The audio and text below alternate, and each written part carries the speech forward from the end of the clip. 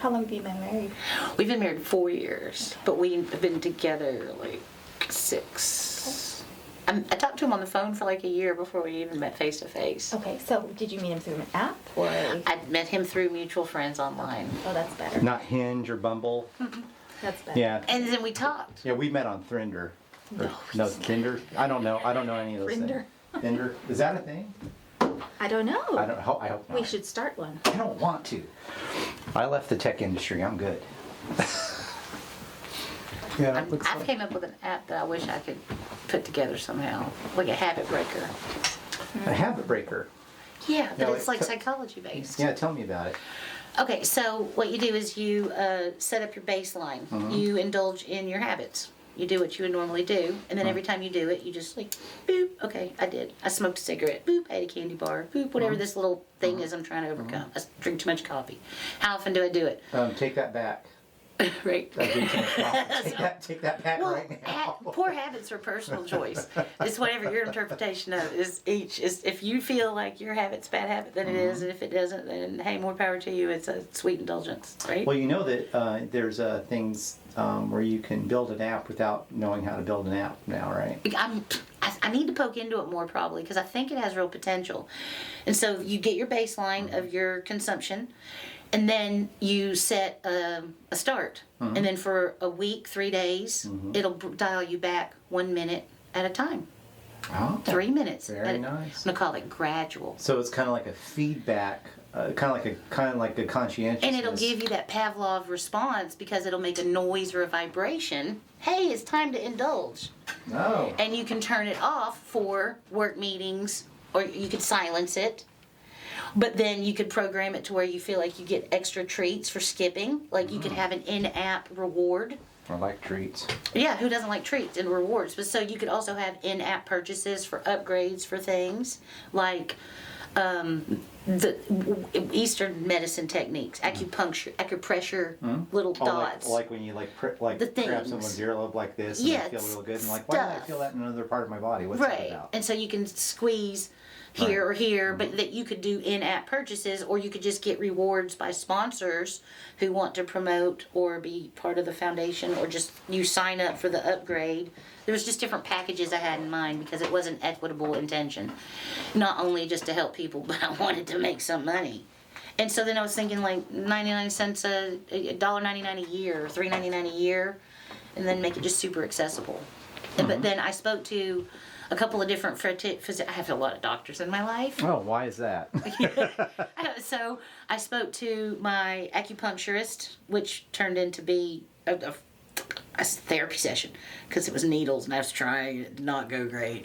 And so So, nightmare. Okay. I can't believe I tried to do acupuncture. well, let's start with that. So the reason you came to see me, It's fear of needles. fear of needles. And, Traumatized fear of needles. And what was going on with you that made it important that you had to tolerate needles? Because most people don't worry about whether or not they're going to get stuck with a needle. So what was going on with you? It was just a childhood trigger that apparently was surfacing. But you need Cancer. I've got Yep. stage 4 metastatic breast cancer, and I have procedures and imaging and blood work. There's like a protocol of maintenance, and all of it involves needles. And so every time I would go to an appointment, I'm frantically scanning the space for the tray. The tray with the Oh, blue yeah, freaking yeah. paper cloth, and then the instruments of implementation ready to be administered upon me, needle form. kind of like, okay, here are the torture devices laid out. Yes, And that's how it looks in the movies. That's how it felt in my The head. first part of the torture is here are the devices so you can see them and all their just yeah. oh my god, Yeah. the tray. Right, And so the I'm tray. frantically scanning my space for the Right. tray. And so now I'm not thinking about the list of questions that I've assembled. I'm not thinking about my intention with my appointment. I'm not thinking about the end game, and I'm not thinking about what do I feel about the information they're giving me, because as a responsible patient, I am responsible to interpret their advice, and does it feel right, and to question things, and to be brave and honest with my physicians and the people who hold my fragile little fatal life in their hands. Right, Here you're terminal and you should be grateful, and would you take what you're given kind of psychology from so many Right. places. And then, I'm hit with like really shady psychology from some of these providers. And so I have to also be strong psychologically as an internal fortitude person. Like, I'm a heavy alternative colored woman. Number one, there's still an antiquated opinion that women and people of color don't feel pain the same. And that's unfortunate. Yeah. And that's a real thing. So, I'm a double bat there. And so I have all these things that I also want to be proactive to protect myself. Now, I've learned to go with younger physicians and care practitioners that wear low socks. I have my best luck with people who have low socks. What about people that wear like theme socks like this? Good sock, yeah. So those socks are As okay? Okay, those are a okay. care provider like you I are, pass I muster. appreciate Okay, the that's good funky to- socks. But dudes that don't wear good socks usually don't make good doctors. Oh, that's good to I've know. been finding that there is a link in the younger next wave of Yeah. medical. They're comfortable using technology. They're comfortable processing new, unseen, unthought of responses and results, and they're smart enough to do research from other countries that's not maybe mainstream publication in the States. They've got the access of the internet. They've got tools. In the States, we've got a certain medical system. It's sort of geared for you being sick forever, and it's sort of geared on recurring payments and... My primary care physician is trying to heal me and create a quality care life that I can participate in and thrive. He wants me to be healthier, and I'm aware, I feel that, and I know that in him and his bedside manner and the way he approaches me. So how long have you had this sounds like pretty, like sometimes it's called white coat trauma or white coat fear. Yeah. How long has that been going on for you? My entire life, because until I was I was having severe stomach problems, pain, severe stomach pain, and finally I thought, I have to go to a doctor. Well, I am in my late 40s at this point, meaning from the time when I left home when I was 14 until I was 49. I chose to never go to a doctor for anything in any form or any version. Right. And so why would I not go for any type of medical care from the age 14 forward? Well, I had childhood trauma that I was abused, and I was a victim in my own home, and so I had don't touch me issues. Yeah. Those are their whole own psychology. And so then I also had this extremely unsupportive, dysfunctional family unit who wasn't there for me to guide me and mentor me and lead me into those things. And so I was on my own. right. And you had, if I'm not mistaken, you had been exposed to some pretty, and I apologize if There's nothing too personal. You have made my life so much better. The fact that I'm able to have a conversation about these things, I don't feel shame, Right. which I did in the past, Right. attached to these topics, and I do not. I feel so much empowerment and calm. Right. So you'd been exposed to some, as a child, from what Trauma. some really horrifying medical procedures, and that's one thing. And then you had, I won't get into your history too much, but you had some pretty I left home at 14 for a reason. abusive parents. I wasn't safe. Yeah, you were not safe. I needed to escape. I wasn't blooming and on my new journey. I was 14. Right.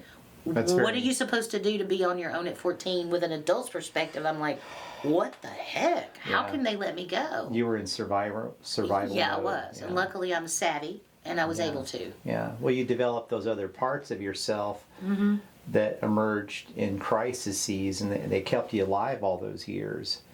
Now, do you still have your port still? I do. But that takes a while for them to get that out, right? Because you still It's have. supposed to be in there till the day I'm gone. Okay. The reason it's here is because my extreme trauma fear of needles. As a child, I found my mother with a needle in her arm. Right. And she indulged in strong counterculture self-indulgences and vices. And she was an engineer. She worked for Tennessee Valley Authority. She was a woman of Hence the accent. position. Yeah, I was raised in the middle of nowhere, the strip mine and hills of Kentucky. Right. But by educated, highly educated people. Yeah. And so, excuse me. So, as a child, growing up in this complex household, I saw, but my mom was a childhood victim. She came from Ireland. Her father was an abusive alcoholic and apparently a childhood victim of pedophilia. Yeah. And family incestuous types of activity, which is terrible. Edit all that out if you need to. Those are big words. I don't mind sharing them. I don't know too many big words. I may have to. Yeah, those are like, once you get too many syllables in a word, it's just like, oh dear. Now, people look at you God. funny, don't they? Right? Like, what's wrong with you?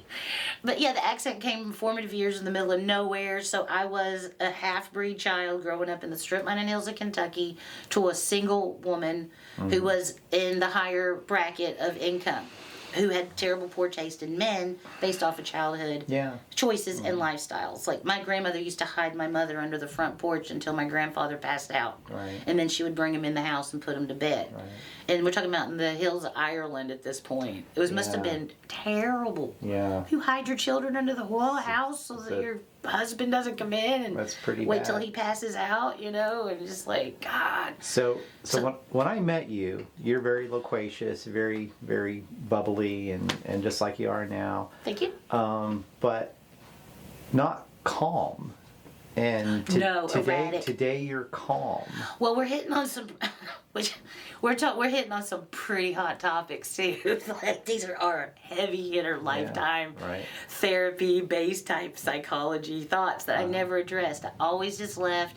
I was always just louder than the noise inside my head to accommodate that psychotic, erratic internal dialogue, which led to inability to have real relationships, inability to follow through with amazing business ideas, prosper in stability with my family in an inner circle fashion. Wasn't able to establish any of those types of connections in reality. So what changed? You are changed. You guided me and gave me the ability to hear myself.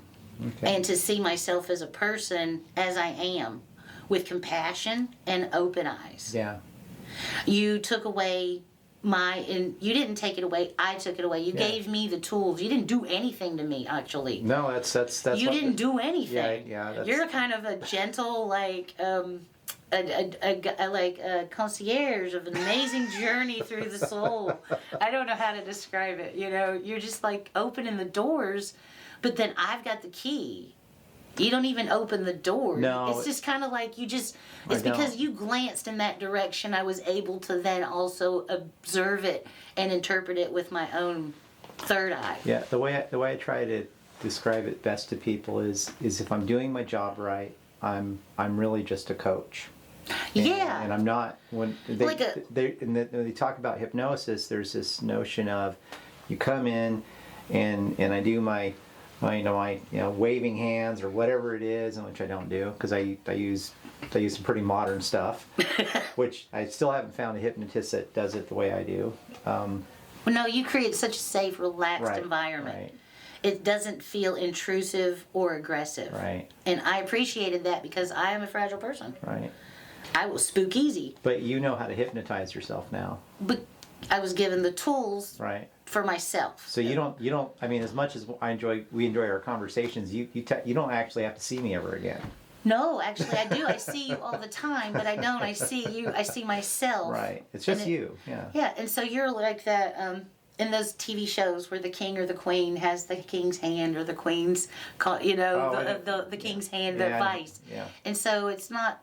You didn't tell me what to do, but you offered counsel in such a low impact, non-aggressive, non-intrusive way. It was advice, but it wasn't. You didn't tell me what to do. You just gave me a direction to do what I needed to do.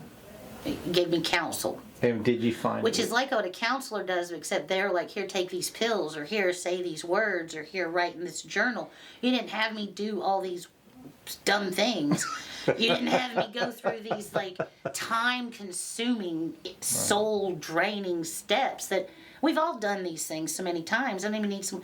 And so, as a actual counsel, not a counselor, you offered true counsel, and I appreciated that laid-back approach. So, the sessions, what were those like for you? Like there's the vibration experience, the vibroacoustics.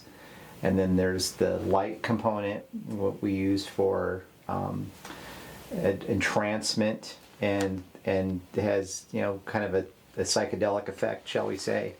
Was that what? I really enjoyed the ride. Oh, you really enjoyed that part? Yeah, I did. I thought that was super awesome. Yeah. It's such a spectacular, gorgeous explosion of vision, but it was like... With your eyes closed, by the way. My eyes are completely closed. Yeah. And since there's no way to see colors in that fashion, the fact that I was generating all these colors and patterns on my own, that's a beautiful creative process, Yeah. and that's art. And it, that's your subconsciousness creating art, because your eyes are closed. I'm not. It showing needed you a visual, images. tangible to associate the physical that I was interpreting. It's like Right. my body wanted to create something to attach to accompany this feeling that felt familiar, to anchor to. Yeah.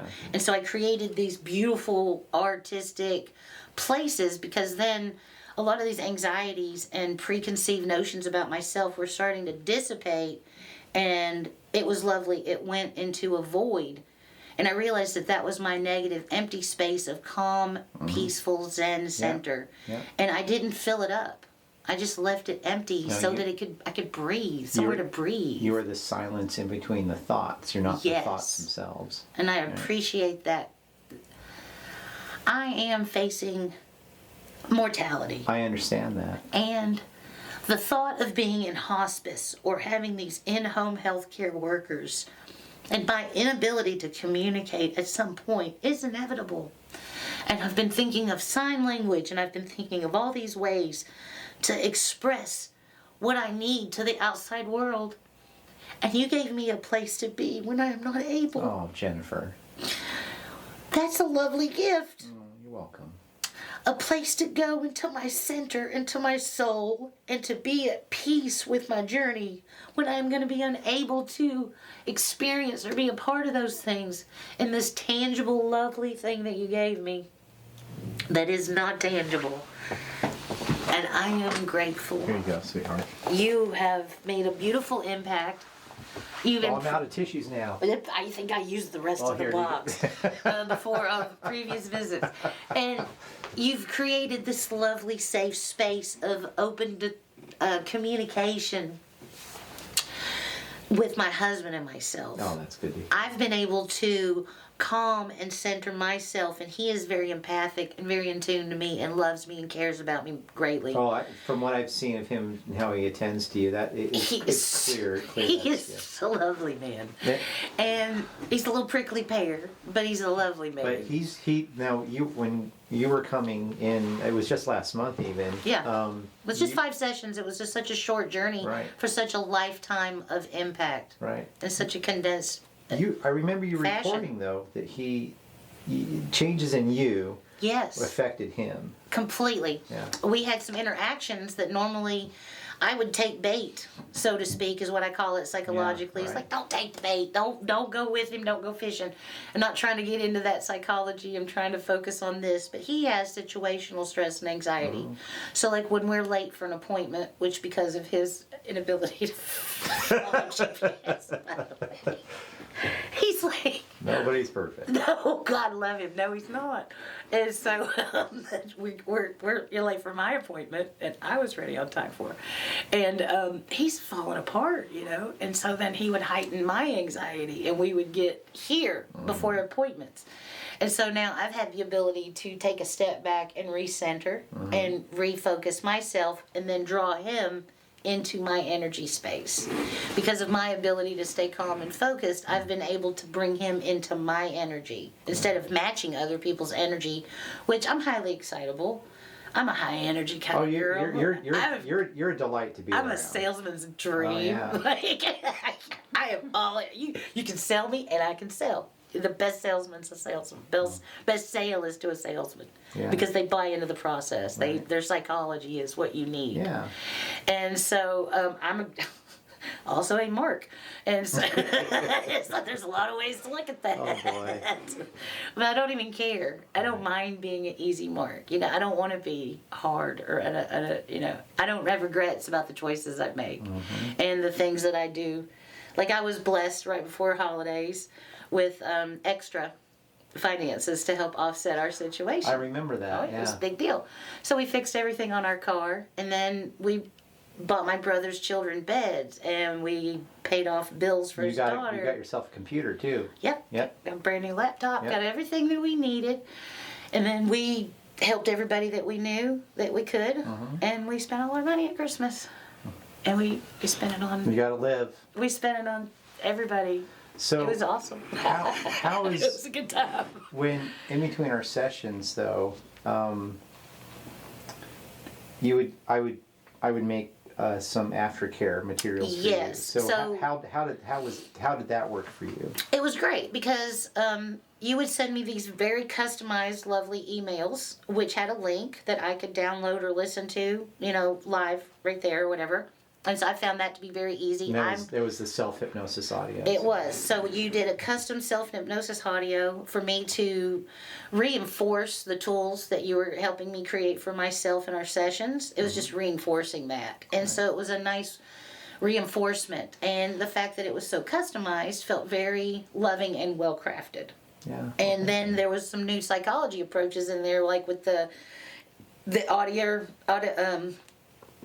the dude and the chick, the people, the announcers, the commentators. Oh yeah, okay, yeah. So there's two formats. The characters. There's the The people. self hypnosis. And that's you giving me tools and want me like at a session where I'm just listening. I'll take everything from that session, everything kind of catching up to date from you, and then I'll within the next day get you.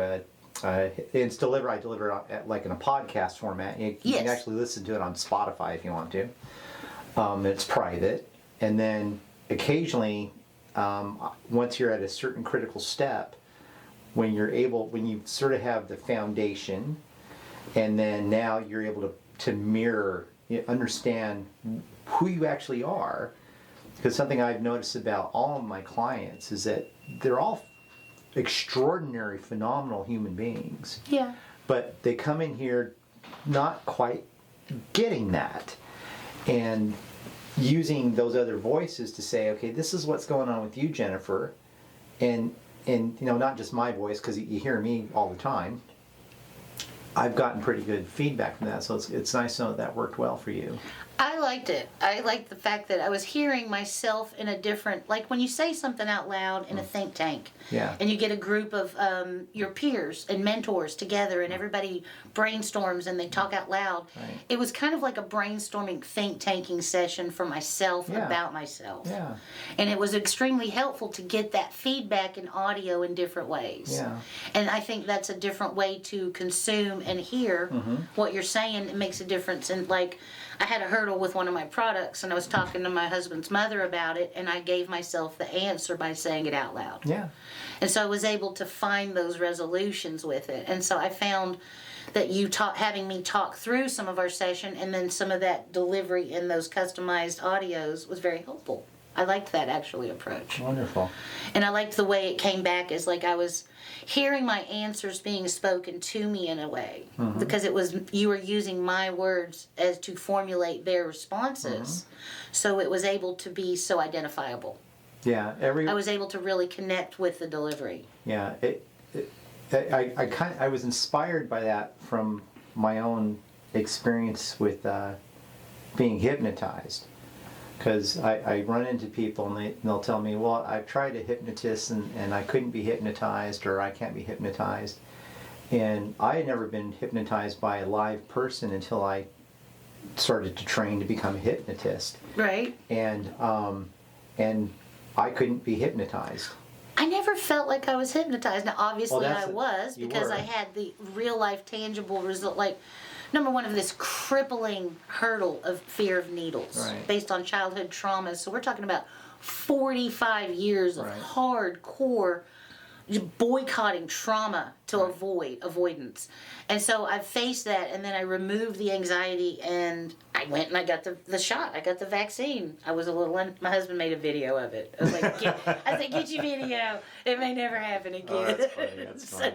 He was like, let me see your face. I gotta see if this is real or not, right? Yeah, he was like, I'm recording this of you getting a shot. But so I had a surgery with a port put in to try and overcome this medical procedure of just an IV so that I could have my appointments and go to these procedures and go to surgeries and all that. I'd never been to the doctor, and then I went for a stomach ache and they said, actually, you're stage 2 cancer. And then they went, no, wait, 2 weeks later, you're stage 4. Right. And because of your own personal choices, you're probably not going to make it more than about a year or 2. But with this medication, you might get 5 years. And good luck. You've been with us for a little more than a year, from what I remember. More than that, I am in my 3rd year. Yeah. I think of 2.5, almost the 3rd year of taking this chemotherapy pill, and I took it. I've got it yesterday. I've taken it today after lunch. I take it 3 weeks a month. I still feel like I'm strong and able to be a part and participate. And I was crumbling a little bit internally because of the feedback I was getting from all these healthcare professionals. And then with the ability to find a calm center and to slow down some of that crazy psychotic and take a step back, which I appreciate, thank you, I've been able to now set aside myself as a patient. It's not the only thing I think about. I have been able to finish and self-publish and print 2 books. Oh, wow. I've developed a product that comes from supporting from that, a soil booster amendment to put into your soil. You're Permaculture books. Permaculture, right. And so one's for pocket ecosystems, for smaller urban environments, patios, courtyards, things of that nature. And then the other one's more of a homesteader's approach, and it's got checklists to where if you wanted to take it a step further, large-scale recipes for compost. It's got some Korean natural KNF, Korean natural farming techniques. I get into some soil biology, identification, morphology, and I've now decided to go ahead and take my certifications and open my soil lab. I'm going to start offering soil analysis. Very cool. I think it's very cool. So I broke out my microscope. Because I was having such bad anxiety and panic attacks, my hands were shaking and I wasn't able to operate my microscope. And so I had actually laid aside the thought of opening a soil lab, which is what I've dedicated 7 years of hardcore internal educating pursuit on top of 25 years of participating in the industry and trying to self-improve and grow with that industry. Failing, never taking it, never crossing that hurdle. But now, because of I finally accomplished all my certifications in my educational journey, and now I've been struck with this illness and I'm unable to function the equipment. Right, but you don't have that problem. What a trick! Now. But now you can do that. You're pretty steady. I can hold a slide enough. I can load a microscope. I can adjust a focal point, and I got a microscope that goes to a computer. So I'm able to function and operate. I do living soil analysis for morphology and biomasses and microarthropods with your fungal bacteria. Oh, okay. So, and I'd be happy to break that. That was a real quick jargon response. I understood actually all of those. Fantastic. All you're the such words. a higher. You're smarter. Don't inflate my. But you do. That's one of my appeals to coming to you is that you're intellectual. You're an intelligent human being. I'm from the Strip Mountain Hills of Kentucky. A nice conversation is a beautiful thing. Oh, it is. It absolutely. I appreciate Somebody able to. Let me explain it. Let me explain this. Let me explain this to you. So one of the things, if I remember, we had a session where we focused on your physical health. Yes. Yeah, on your cellular health, and I haven't talked to you since then. I haven't had any imaging done since then. Right. I am scheduled. How are you feeling? How have you been physically feeling? Fantastic. Yeah. Okay. Like amazing. I started going to the YMCA and participating in some exercise classes. And I was able to overcome that. There's a psychological hurdle for me somehow to actually have follow through with things. I don't know what it is. I'm outgoing, I'm dynamic, I'm blah, blah, blah. I'm all these things. But for some reason, I have the inability to come to completion on so many things. Things that I'm excited about, things that I'm interested in. Somehow I'm not coming to completion. What are these reasons? And it was a psychological internal dialogue, I think, were those hurdles because of those things stopped with this process. Yeah. And then I've now been able to bring things to completion for fruition. Instead of making lists and talking about doing stuff, I'm not just talking about it, I'm being about it. You said something really interesting a minute ago. You said you didn't feel like being hypnotized didn't really. I'm No. saying it differently, but like it didn't feel like being hypnotized. No, yeah, I'm like, I guess I can't get hypnotized. I guess this doesn't work, but I'm gonna listen to the tapes anyway. And All right. I mean, this beautiful, kind man, is like offered to work with me on this financial situation. Thank you so much for being accommodating. And I thought, okay, well, you have to respect the process. You can't not accept the gift that you've asked to receive. Right. Good Lord. And so the first session, I went in thinking no matter what, I left a different person. Mm-hmm. So I had this drive and desire to follow through with the process. But before I came in, I was like, I don't even think I can be hypnotized. Well, I don't know. And so but I'm going to try. Yeah. I need to figure some stuff out. Well, when someone comes in to see me for the first session, I don't charge for that. It's and in fact, like what you and I are doing right now, I know this is a testimonial, but is this really much different from what a session is like? No, actually, this is way more effort on my part. Yeah. A session is like getting wrapped up in a cozy chair with a fuzzy blanket and some nice, beautiful lights, a little calming, relaxing vibration, and then you got this like beautiful, warm cocoon environment. Mm-hmm. So this feels a lot more like work. This feels Yeah. a lot more involved. And Yeah. then in the other part of the process, I can just like, am I awake? Okay. And there's no physical draining. You just come out so fresh and alive. You come out and feeling energized pretty much. brand new. You just like your light shines, your light turns on. It's amazing. But it's not what you expect. No. So when I do my first session with somebody, I don't charge. I do. There's kind of some selfish reasons for that. For one, it's to help dispel for that person what is it like for them. And on the record, I've never found somebody I could not hypnotize. Well, I can't believe that after a free session somebody wouldn't want to hire you. I think it's honestly brilliant. I believe in my craft. It comes through. So what that also helps me do is get around the problem I had as someone receiving hypnosis, and that was the hypnotists that worked on me could not hypnotize me. They couldn't do it, and it's because of my neurological type. So Okay. I adapted my methodology to deal with a wide range of neurological types. To approach your type of psychological approach. Well, yeah, some The way people you more, work. some people are more analytical. Yeah. Some people are more artistic and I thought I was unable to be a part of this process because I am so analytical. Right. I'm such a literal, analytical, finite detail. Like I get trapped in something. I get an internal loop. Mm-hmm. If something strikes me, like if something's out of whack in the typesetting of something in a presentation, you'll even zero in on I it, see that, and that's what I see. and that's what I would do is I experience hypnosis a little differently than maybe somebody who doesn't like me neurologically. And so during that initial session, and the client is unaware of this, or if I'm doing my job right, they are. Unless they're a trained hypnotist, they might pick up on some of the things I'm doing, but I'm doing different types of probing and testing to see how you react physiologically. Now, I used to use an EEG scanner on people. I don't need that anymore. I can look at you and see what's happening. Just read my physiological self. Yeah, I can read people pretty well now. But that helps me understand, okay, this induction is more effective for Jennifer, and this thing is working better for Jennifer. So then when you come in the next time, like the second session after that first session, I'm guessing was like a real like you got hit by a truck. Like it was like way more powerful. I felt so much more empowered, but it didn't ever feel like being slammed. No, but I mean in terms of like the effect. The profound results yeah. were very much like being struck by a Mack truck and getting knocked out of my celestial body, scattered around like little stardust. And As the train comes by. No, I did. I felt this huge shift in so many ways that my husband is commenting on it. Yeah. My friends are making feedback and saying things, and my relationships were improving with these people to give them an opportunity to give me feedback. Mm-hmm. And I actually removed some people from my life because of this process. I have,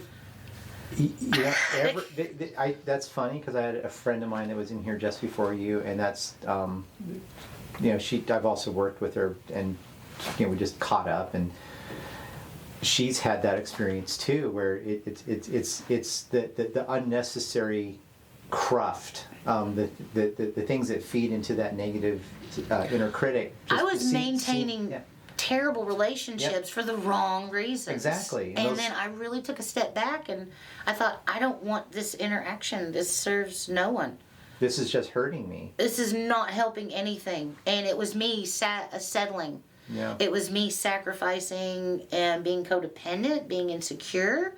I don't know what all the reasons that I would maintain and I tolerate. thought you came to me for a fear of needles. Right? Right? I did too. I thought, I can't go to these appointments and I've gotten this port put in and I've got blood clots now because of it. And, this port's ruining my life and I want to overcome a fear of needles, get it taken out so that I can not have a device in my body if I could overcome this fear of needles. And I don't know if I'm there yet because there are so many needles. And then the feedback I've been getting from all of the phlebotomy nurses that are trained with the ports. Mm-hmm.